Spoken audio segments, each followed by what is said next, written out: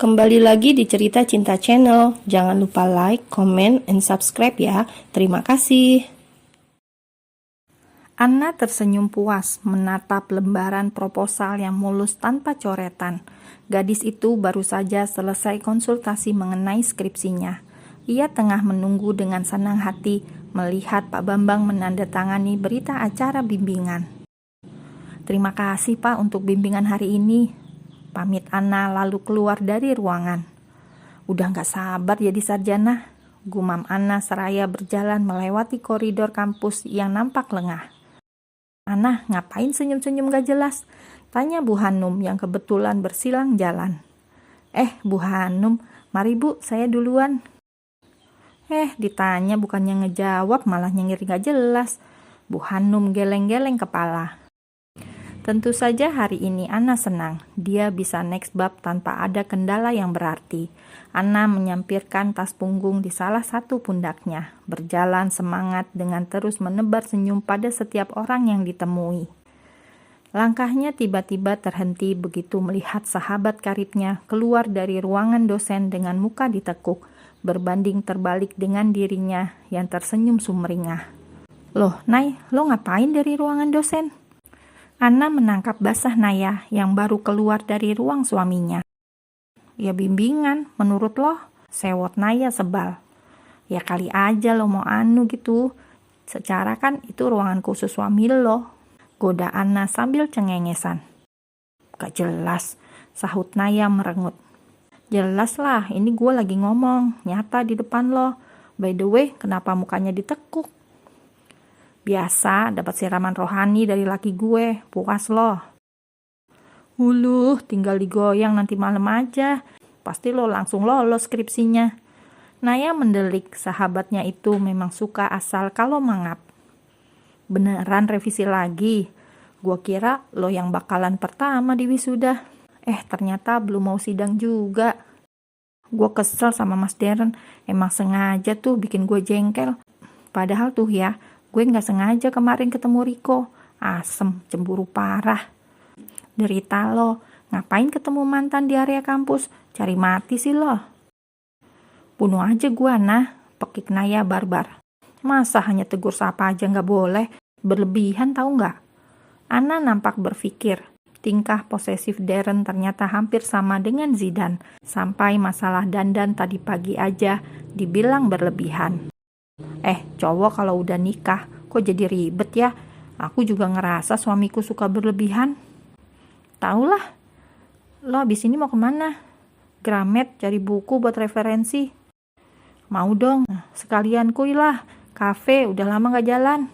Oke, Vivi kabarin dong biar rame. Lo bawa mobil? WhatsApp aja lah, gumam Naya sambil mengetik pesan. Anna juga mengecek ponselnya. Ia akan mengabari Zidan kalau dirinya pulang sore dan jalan sama dua sahabatnya. Anna, Bi, nanti jadi jemput nggak? Tanpa menunggu lama, Zidan langsung membalas pesan Anna. Zidan, jadi kamu di mana? Udah mau pulang? Anna, udah di luar kampus, mau ke toko buku dulu, terus jalan sama Naya dan Vivi, boleh? Zidan, iya, hati-hati sayang, kabari aku kalau udah mau pulang. Nanti aku jemput. Love you. Emot ikon cium sampai 1000. Anna, lebay. Zidan, kangen sama bibir kamu yang manis. Anna, astagfirullah.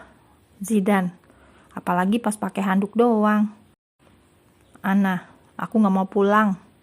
Zidan, bercanda sayang. Anna tidak membalas lagi, sebab gadis itu sudah sampai di depan toko buku.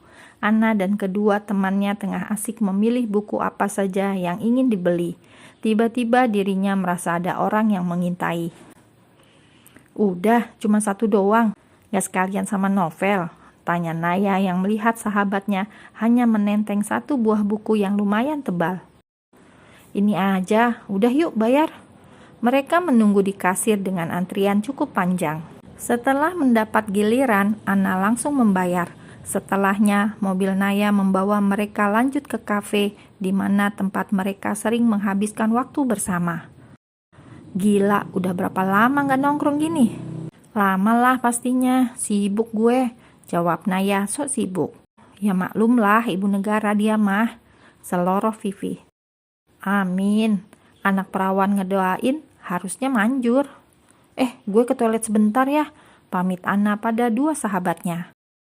Ana berjalan gontai menuju toilet, sementara dari tadi ia merasa ada seseorang yang mengikuti atau hanya perasaannya saja. Grep. Ana baru saja keluar dari toilet ketika seseorang yang tak dikenalinya tiba-tiba meraih tangannya. Gadis itu sempat memekik sebelum akhirnya tubuhnya merasakan lemas tak berdaya. Sementara Vivi dan Naya merasa ada yang janggal dengan keberadaan sahabatnya yang tak kunjung kembali sudah dari setengah jam yang lalu. Ana kemana sih? Kok nggak balik-balik? Tanya Naya cemas, lebih kepada diri sendiri. Iya, masa toilet lama banget? Susul Gih. Naya berjalan ke arah samping kafe. Toilet wanita ada di sebelah gedung. Naya menggedor hampir seluruh pintu toilet sampai terkena semprotan ibu-ibu ngegas. Ana, Naya tidak peduli. Ia terus memanggil nama sahabatnya, berharap ada di salah satu toilet yang ada di sana. Sabar woi, ngantri, teriak seseorang yang ada di dalam. Terdengar dari suaranya, jelas itu bukan Ana. Maaf bu, salah orang. Pekik Naya tak kalah keras. Kemana sih? Gerutu Naya kesal, sambil melangkah menuju kafe tempat di mana ia duduk tadi. Belum balik? Tanya Naya begitu melihat hanya Vivi yang duduk di sana sambil memainkan handphonenya. Masa pulang sih? Coba ditelepon saja. Usul Naya yang langsung diiyakan Vivi. Astaga, nomornya nggak aktif. Cemas Vivi mulai gusar. Masa sih? Yang bener. Coba aku yang telepon. Ujar Naya. Tapi sama halnya dengan Vivi, nomor ponsel gadis itu tidak aktif. Bentar, gue telepon Zidan. Siapa tahu tuh anak udah balik. Setelah melakukan panggilan pada adik iparnya tak kunjung diangkat, Naya terpaksa menghubungi suaminya Darren untuk menyambungkannya pada nomor kantor atau ayahnya agar segera terhubung kepada Zidan. Darren cepat tanggap. Sekali panggilan langsung terhubung dan diangkat. Zidan yang tengah sibuk membaca berkas file di laptopnya, melirik ponsel yang berkedip di sebelah meja. Pria itu men-silent ponselnya sedari tadi karena baru saja meeting. Ia baru sadar dari tadi ada banyak panggilan. Halo kak, Ana ada sama lo nggak? Dia tadi jalan sama istri gue, izin ke toilet tapi nggak balik-balik. Maksudnya apaan sih? Gue masih di kantor ini, baru mau jemput.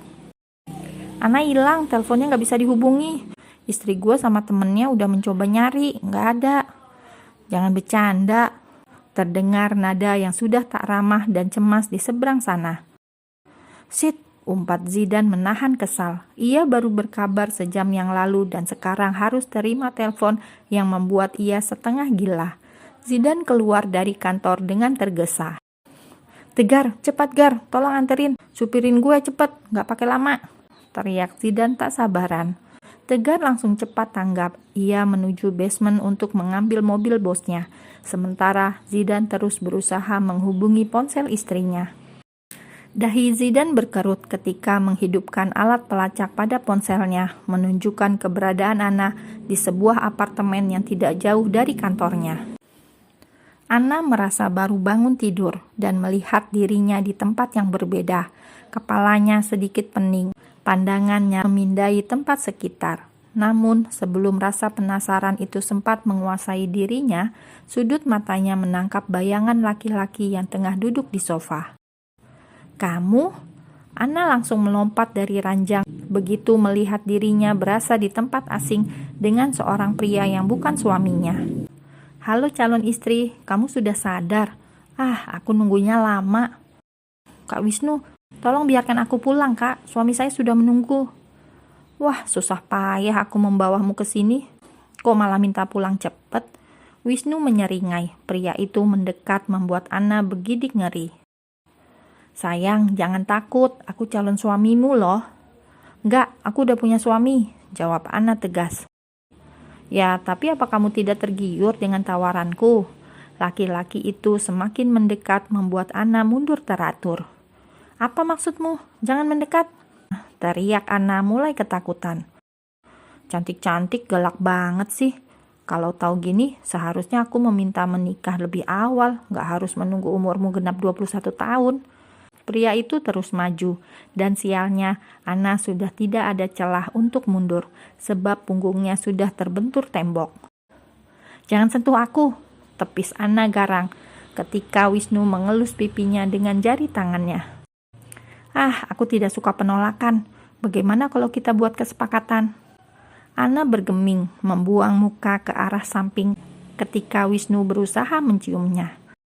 Menikahlah denganku, maka aku akan segera membebaskan ayahmu dari penjara, ucap Wisnu penuh dengan penekanan. Anna terdengar syok. Gadis itu menatap pria di depannya dengan tatapan marah dan rasa ingin tahu. Apa maksud kamu, Wisnu? Woho, jadi suami kamu yang sok itu belum kasih tahu? Benar-benar ya, geram Wisnu marah. Ia tentu saja marah. Perusahaan ayah Anna yang bisa dibuat untuk senjata menjatuhkannya diakuisisi oleh keluarga Zidan dan tidak ada respon untuk dirinya. Seakan semua tuli dengan ancamannya, sehingga satu-satunya cara hanya dengan menyekap Anna, pria itu akan membalas. Sampai kapanpun aku tidak sudi menikah denganmu. Ayah tidak bersalah, kamu jahat, teriak Anna marah. Us sayang, jangan galak-galak. Aku di sini mengajakmu untuk diskusi. Ayolah, jadi gadis yang penurut. Duduk manis, kita minum bersama. Jangan sentuh, lepas, teriak Anna marah ketika Wisnu mencoba menciumnya dengan paksa.